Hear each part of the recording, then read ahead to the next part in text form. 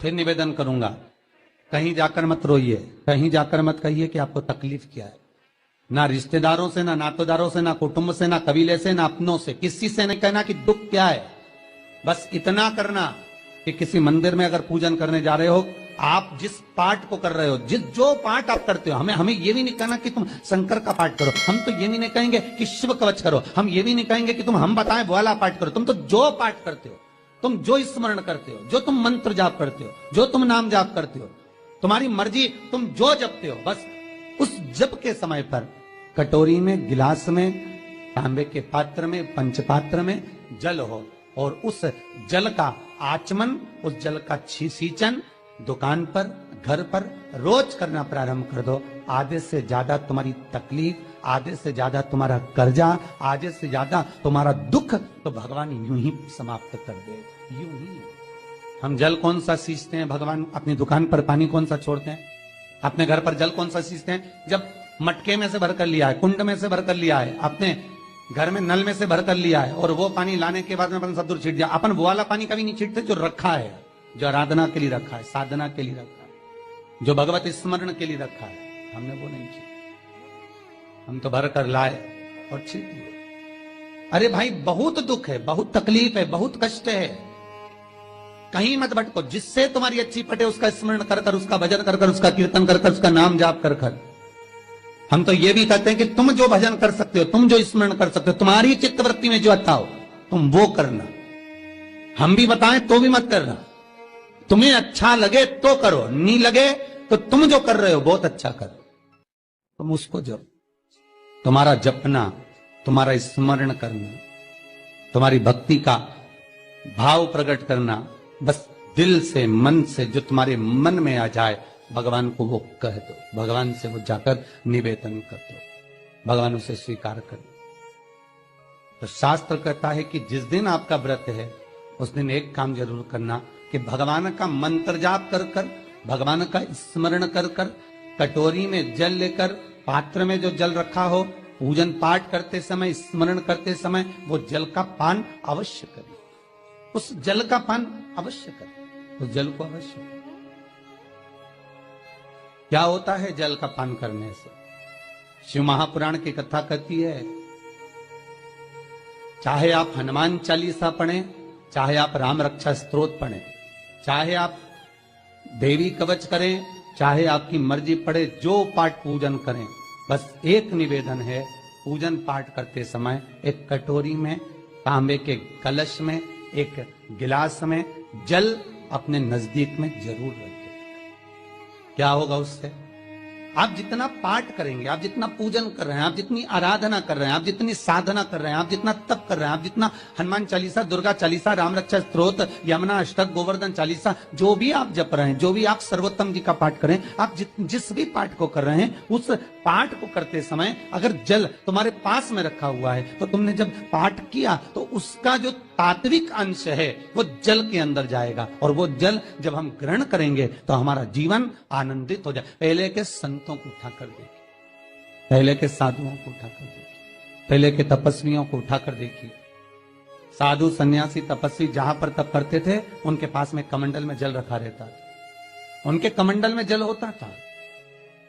उन्होंने कमंडल में से जल लिया, श्राप दे दिया, उन्होंने कमंडल में से जल लिया, आशीर्वाद दे दिया। तो कई शास्त्र, कई विद्वान कहते हैं कि उस सन्यासी का तप बल इतना प्रबल था कि उसके मुख से जो निकलता था वो हो जाता था। ध्यान देना, सन्यासी के तप बल से भी प्रबल था उसके कमंडल का जल, जिसको वो पठन करता था, तप करता था, साधना करता था, भजन करता था, कीर्तन करता था, तो जो जल उसके पास में रखा रहता था उसमें इतना पावर आ जाता था कि बस उसको छोड़ते ही वो श्राप लग जाता। किसी मंदिर में जाए, किसी देवालय में जाए, किसी तीर्थ में जाए, उस मंदिर का जल, तीर्थ, उस मंदिर का कुंड का आनंद भाव लिया जाए। भाई, भारत की भूमि पर जितने मंदिर हैं, भारत की भूमि पर जितने तीर्थ हैं, सारी नदियां, कुंड, तालाब, छोटे छोटे सरोवर, बावड़ियां, ये सब मंदिर के पास में ही क्यों बनवाए गए? ये कुंड, ये बावड़ियां, ये तालाब, ये सरोवर, ये कुएं, ये सब मंदिर के करीब में, तीर्थ के करीब में क्यों बनाए गए? उसका कारण केवल इतना है। और क्यों इतने पवित्र होते हैं? क्योंकि वहां भजन करने वाला, वहां साधना करने वाला, वहां स्मरण करने वाला, वहां कीर्तन करने वाला, वहां मंत्र जाप करने वाला, वहां नाम जाप करने वाला जब जप करता है, साधना करता है, पाठ करता है, तो उसका तेज पुंज उस जल में चला जाता है। उस जल का पावर इतना प्रबल होता है कि जीव अपने आप कल्याण हो जाता है। मात्र स्नान से, मात्र पूजन से, मात्र तर्पण से, मात्र आचमन से। शिव महापुराण तो यहां तक कहती है कि आप शंकर भगवान को जल चढ़ाएं, थोड़ा सा जल पात्र में रख लें। जहां पूजन कर रहे हैं, जब थाली से पूजन, पहले सबसे पहले तो जल ही चढ़ाओगे ना, जल चढ़ाने के बाद उस पात्र को रख लें। थोड़ा सा पानी उसमें बचा लें, 2-4 बूंद, 8 बूंद, 15 बूंद, 20 बूंद, 1 चुल्लू, थोड़ा सा। भगवान शिव की आराधना करी आपने, दिया बत्ती करा, पूजन करा, आराधना करी, मंत्र जाप करा, घंटी का नाद करा, और भी लोग आए, उन्होंने भी भगवान का नाम लिया।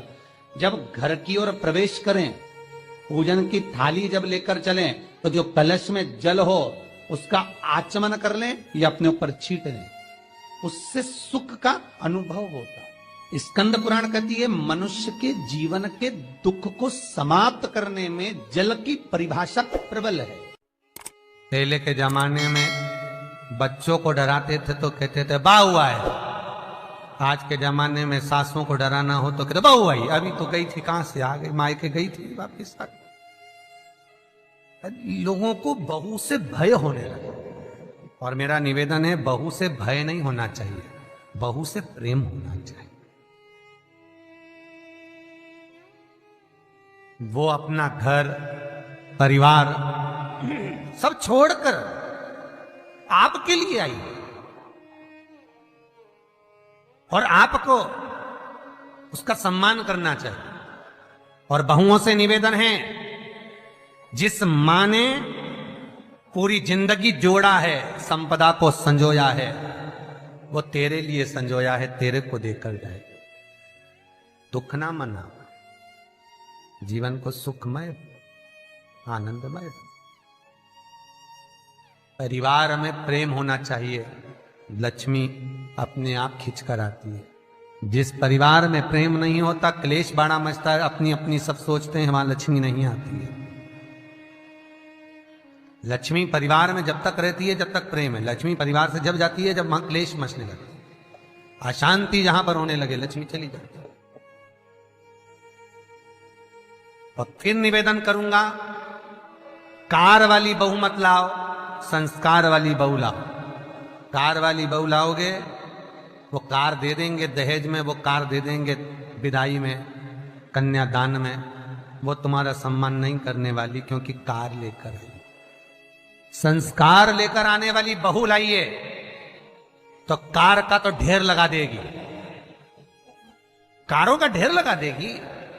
बहू लक्ष्मी होगी, उसके चरण में स्वयं सुख है, तो आ जाए। और बहुओं से भी निवेदन मेरी जीजियों, अरियो बहुरानियों, तुमसे